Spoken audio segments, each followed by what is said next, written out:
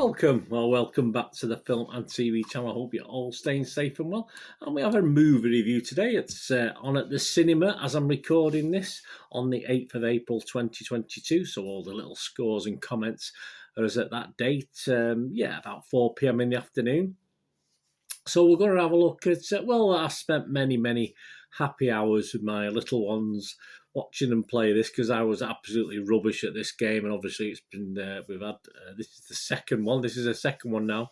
Obviously that wonderful. I was collecting. If you collect rings, and I used to lose all mine. I used to go zooming around the screen and just get killed. So I wasn't very good at it. The kids were a little bit better. Of course, we're talking Sonic, aren't we? We're talking Sonic the Hedgehog, and of course we've got Sonic the Hedgehog 2, which has just come out. A PG rating, 122 minutes. More on that in a moment. A $90 million budget. Perhaps because they spend $90 million on it, you think they have to go over 2 hours. I think that's the basic now for most of these films, whether it's Marvel, DC, or stuff like this, or even Pixar probably fall into the same trap. Disney do as well, whatever. But yes, 122 minutes. You take out the credits, probably about an hour and 50, but you know, this is a family film. This probably will meant to entertain young kids as well, and a lot of them get a little bit restless in a cinema if you're watching something for about 2 hours. But more on that in a moment anyway, guys, because what do I know? What do I know? You probably tell me different. Action-adventure comedy, of course, based on the video game franchise, published by Sega. It is the sequel to Sonic the Hedgehog. Was 2020, only a couple of years ago. They rushed this out, haven't they? Directed by Jeff Fowler and written by Pat Katie, Josh Miller and John Whittington. It stars Ben Schwartz reprising his role as the voice, yes, mainly voices. There is some live actors, of course there is. The voice of Sonic the Hedgehog, alongside James Marsden, Tika Sumpter, Natasha Rothwell, Adam Pally, Shemar Moore, Colleen O'Shaughnessy, who's the voice of Tails, Lee Majub, Idris Elba, he's the voice of Knuckles, and Jim Carrey, of course, is himself. Yes, I mean, the live action sort of animation is superb. I mean, you think that's Who Framed Roger Rabbit, and that was brilliant, and in its own way. But this is perhaps we lose something because it's just so good.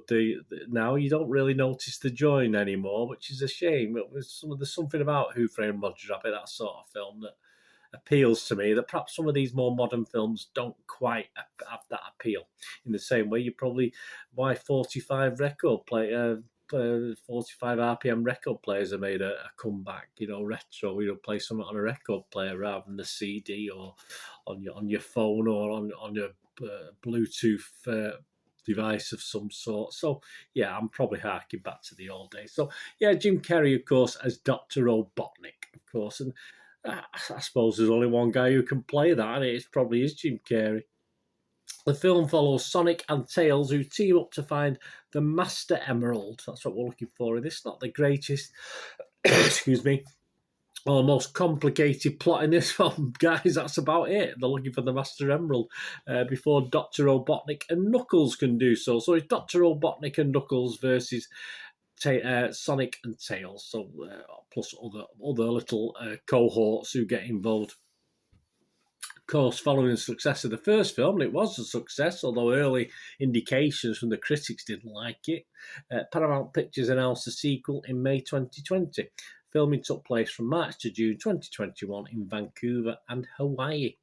Sonic the Hedgehog 2 was released in several international markets, including the UK, starting in or around the end of March, about March the 30th, and it's actually scheduled for release today in the United States, but again, you've probably got previews of that and stuff like that on April the 8th. Is it any good? Well, let's have a look what we've got. We've got Rotten Tomatoes. Always go to Rotten Tomatoes. An approval rating of 66%. So that's not bad. It's not bad for a family film. That's based on 98 reviews. An average rating of just under that magical 6 out of 10. Just 5.8 out of 10. So sounds a little bit disappointing. That's 65 fresh and 33 rotten with their critics. But what's more important, what about the Rotten Tomato audience? There's been a lot of these, and it's averaging 4.7 out of 5. That's good, isn't it? That's 9.4 out of 10. So this looks as though the critics are wrong, perhaps, and it's Joe Public that's going to make it count, and it's Joe Public who are liking this. But let's see what Metacritic say. What do they say before we go on to Internet Movie Database?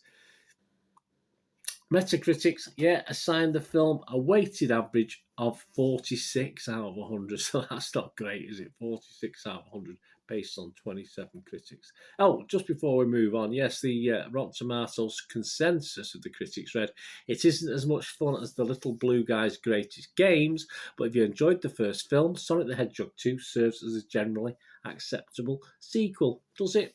I'll let you know. Yeah, so Metacritic 46 out of 100 based on just 27 critics, so not that many. And it scores anywhere between as low as 20, and most of the scores are 40, 50, 60. There's an odd one at 80, but that is the exception. Really 20 to 60. Yeah, actually, forget the 80s, just only one guy gave it that. Empire John Nugent's give it 50, which is halfway. This is simply more fairly generic and forgettable family fodder. Can't disagree with John that much. The Hollywood Reporter's Justin Lowe liked it a little bit more. He gave it 60 out of 100 and said, overstuffed with frantic action and framed by Sonic's wisecracking commentary, Sonic the Hedgehog 2 will appeal to family audiences seeking holiday distractions, even if it doesn't break new ground, elaborating the franchise's sprawling universe of intersecting characters and plot lines. So, okay. Internet Movie Database. This is where Sonic the Hedgehog, the original, got a 6.5 out of 10. Don't forget. So it wasn't massive, but I mean, obviously the success. So the public certainly went to watch it because they wouldn't have done a sequel otherwise. But this is getting 7.1 out of 10. So a lot more.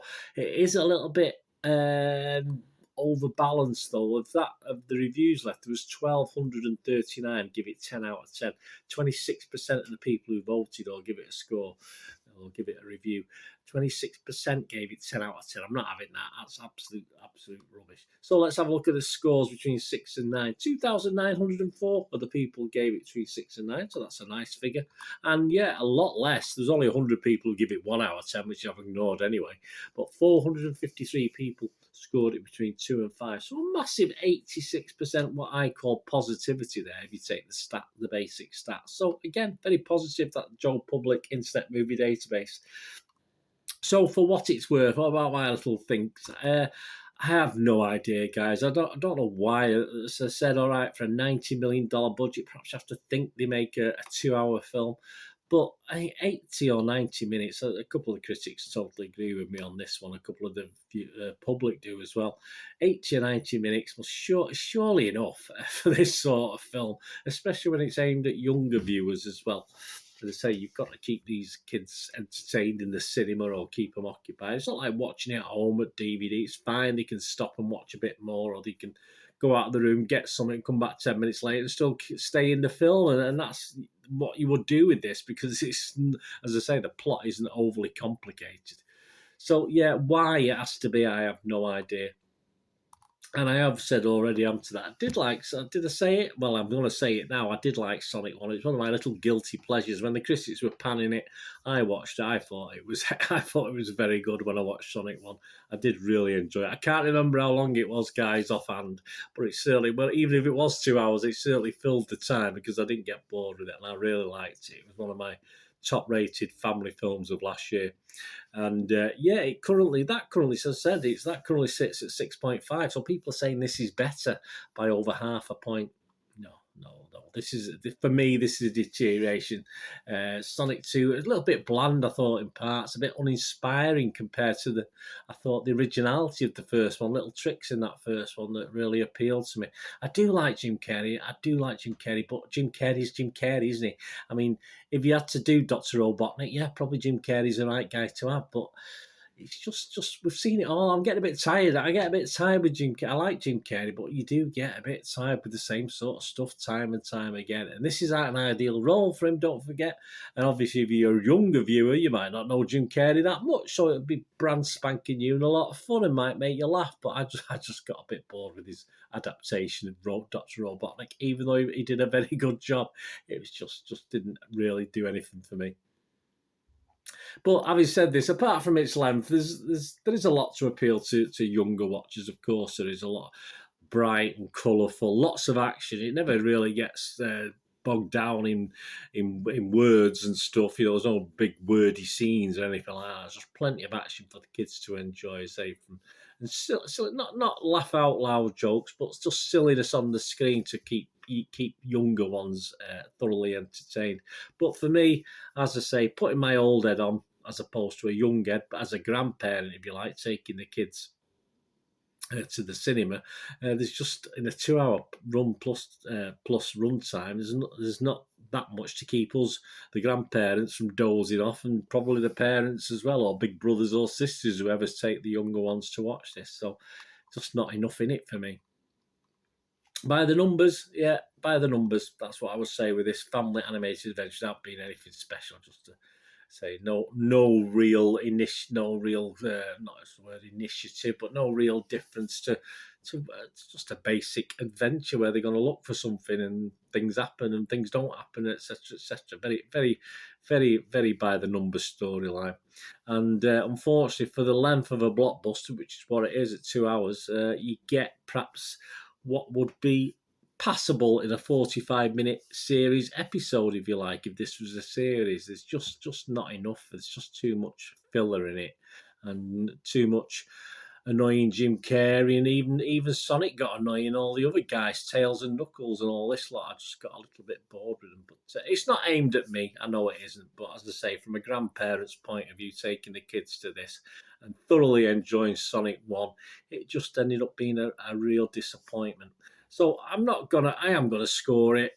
I'm gonna give it a 5.5 out of 10, which isn't great, but it sits on the fence because I know some people will like it, and basically Joe Public seem happy with it, so that's great. But it just wasn't for me. I'd take the kids and watch it, and perhaps have a little doze while I was watching it, and I certainly wouldn't miss much if we have a little cat naps every 4 or 5 minutes or something like that, which I tend to do at my age now with my working early shifts, etc. So yeah, 5.5 out of 10 from me. Let me know what you think, guys. Anyway, Sonic the Hedgehog 2. Thanks for watching. I only ask one thing, don't I? Until we meet again, just ask you all to please stay safe. Thanks for watching. Bye for now.